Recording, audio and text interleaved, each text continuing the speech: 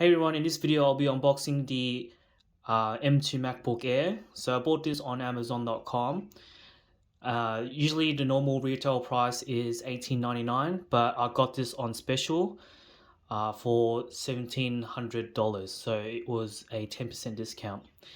So this version I have here is the midnight color with 256 gigs of base storage and the 8-core GPU. So in other words, I've got the base configuration for the M2 MacBook Air. So before we unbox this video, I just want to mention that I'm recording this on my S21 Ultra.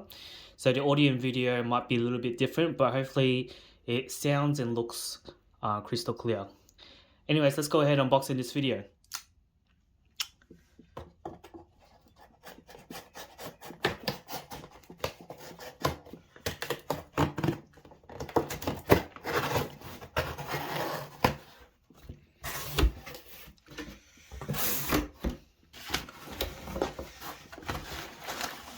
So inside the box we have another box. Anyways, we have this pull tab here, so we're going to pull this tab.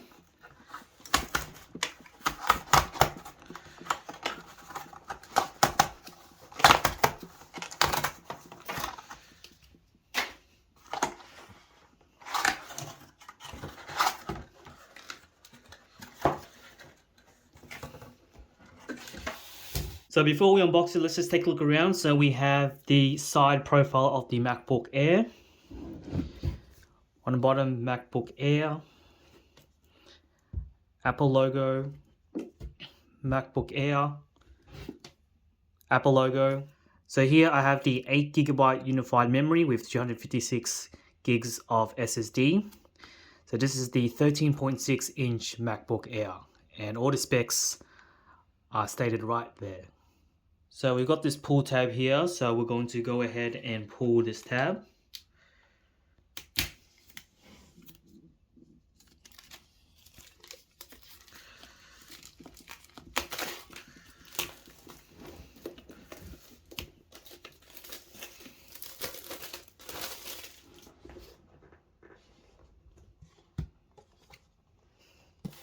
So we have this tab here to lift up the MacBook. So we're going to come back to the MacBook.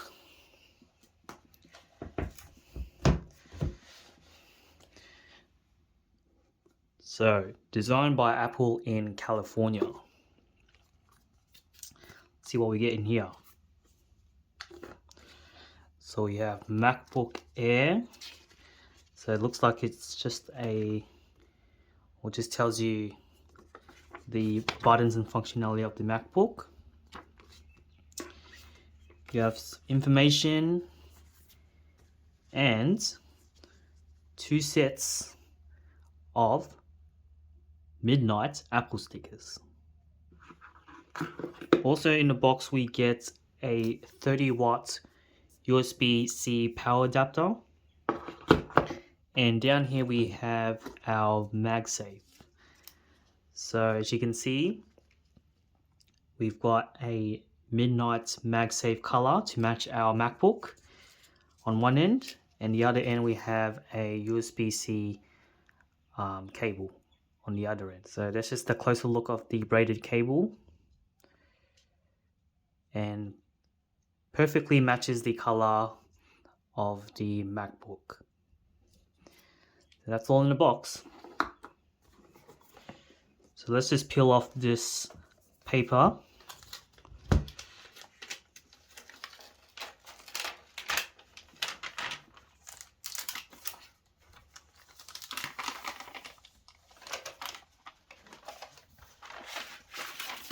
So here is the MacBook Air in the midnight color, and as you can already see, it is a fingerprint magnet. You can see there's already smudges on this thing, and I've only held it for like less than 10 seconds.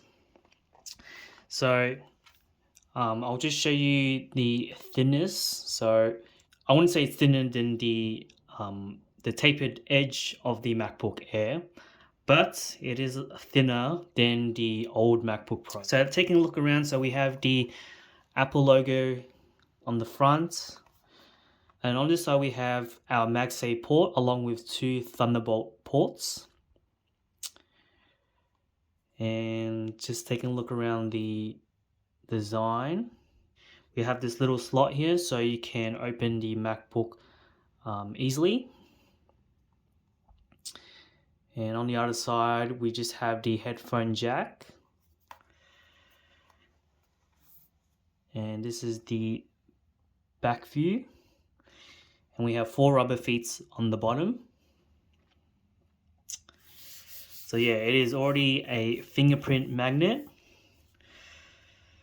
so that's what's to be expected anyway. We're going to open the lid and hopefully it will turn on.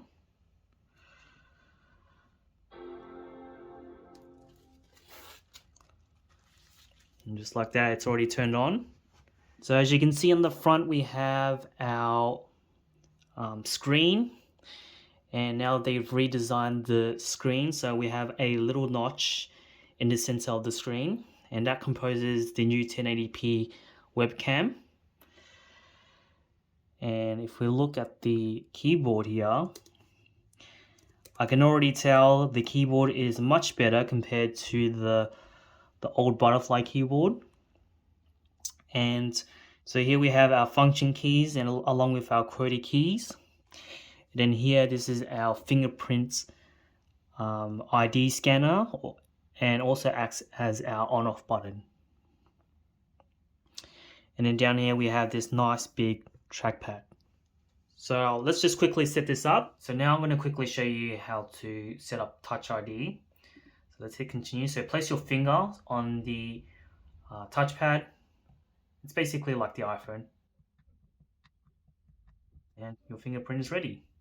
Alright, so our MacBook is all set up. So now we're going to test out the trackpad and the keyboard on the MacBook Air. So first off, I'm just going to randomly click on the screen.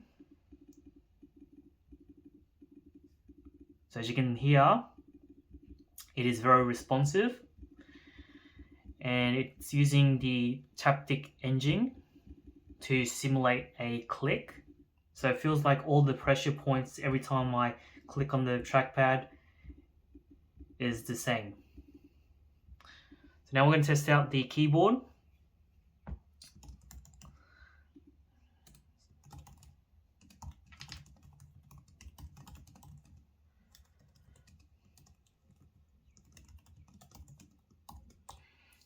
So far I'm really liking the keyboard. First thing I notice is it's not using that butterfly keyboard anymore. So they've gone back to the standard keyboard, which I really do prefer. Just has that nice travel in between the keys, and the responsiveness is on point. So now we're going to do a test using Geekbench to see how powerful the CPU is. So as you can see the specs on the MacBook Air, so it's using the Apple M2 processor with 8 gigs of dedicated RAM, and it's running Mac OS 12.4. So let's run the CPU benchmark. So now we got our final results for our Geekbench score. So for our single core score, we have 1928, and our multi-core score, we got 8947. So now I'll just show you a close look up at the MacBook Air. So here is the keyboard. So we've on the top we've got our function keys along with our Touch ID / power button. And that's the QWERTY keyboard, as you can see. And here is a closer look at the display with the notch in the middle. So as you can see, the notch kind of blends in with the status bar. But if you don't like the notch, or you find that the notch might be distracting, then you can always turn on the dark mode. Or there are other applications that you can install to hide the notch completely. And that's just a closer look at the trackpad. So obviously, because I've got the midnight color, there's going to be lots of fingerprints on this. So it's going to be really impossible basically to remove all those smudges.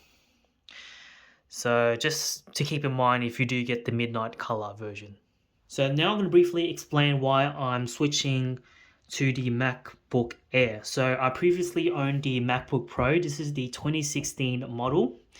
And while it is a great computer in some ways, there are a lot of frustrating things that I really want to mention before I wrap up this video. So first and foremost, the biggest issue was the keyboard. The keyboard on this is just not that great. I don't know if you realize, but this is the butterfly mechanism keyboard that Apple introduced a while back. And, they claim that, it's super thin. The travel between the keyboards is easy, blah, blah, blah. I'm not gonna lie, the keyboard on this just suck. Like, every time you try to register like a key on the keyboard, it wouldn't follow up. So you would have to press it a couple of times before the computer recognizes that you pressed the key. So it's just really, really annoying. And because I mainly use this for my for schooling and more and so using for typing up documents and using it for PowerPoints, it's just really annoying that you have to, I would type out a word and then I would go back and check that one of the letters is missing, and even though I've imported that key into the keyboard, it just wouldn't register at all, and I would have to press it many times before the letter would come up. So it's just very annoying. I just don't like it, and I'm really glad that Apple has changed the keyboard back to their old ways. Another really annoying thing is the processor or the performance of the computer. It's using the Intel processor, and I'm not gonna lie, it is getting to that point where it's starting to show its age. It's getting a lot more slower, opening up applications or even closing, multitasking. It's just getting a lot more slower. So I really do hope with the M2, I have really high expectations that it can perform really, really fast and really well. Another big thing was the touch bar. I mean, the touch bar idea was good, but the execution wasn't great. Like a lot of the times when I'm trying to, I mainly use the touch bar for media controls. I mean, that's basically the only way you can control your media, or if you want to control the brightness of the screen or the keyboard lights. Unfortunately, it's just really, really laggy at times, and sometimes it just freezes on you, and you don't really know why, and it's just a really frustrating thing. So I'm kind of glad that they're stripping away the touch bar, and I'm glad that I'm glad on the new MacBook Airs that they don't have the touch bar. So I just prefer the old keys instead of this touch bar layout. Also, another thing I experienced was the display. The display, at the time, I had this issue.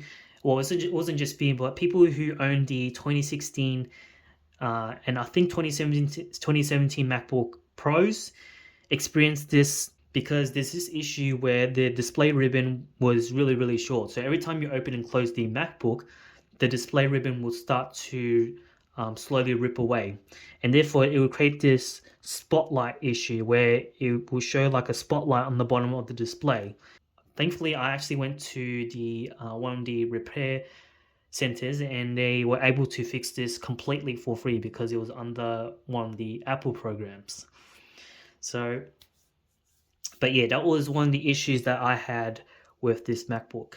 And I think the last thing I would like to mention is the battery life in this.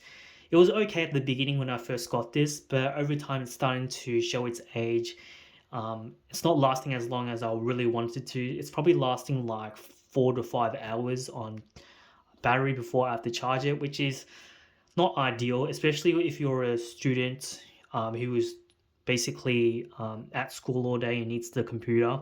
It's not really an ideal situation that you want to have. You want to have it at least lasting the whole day, and that's basically the ideal computer. So yeah, it was okay in the beginning, but it's starting to show its age. So hopefully with the new MacBook Air, everything I've mentioned with all the issues on the MacBook Pro, it can all be solved with the new MacBook Air. So that's it for this video. That's just a quick unboxing and first look at the new MacBook Air M2. Hope you guys enjoyed this video, and thank you for watching.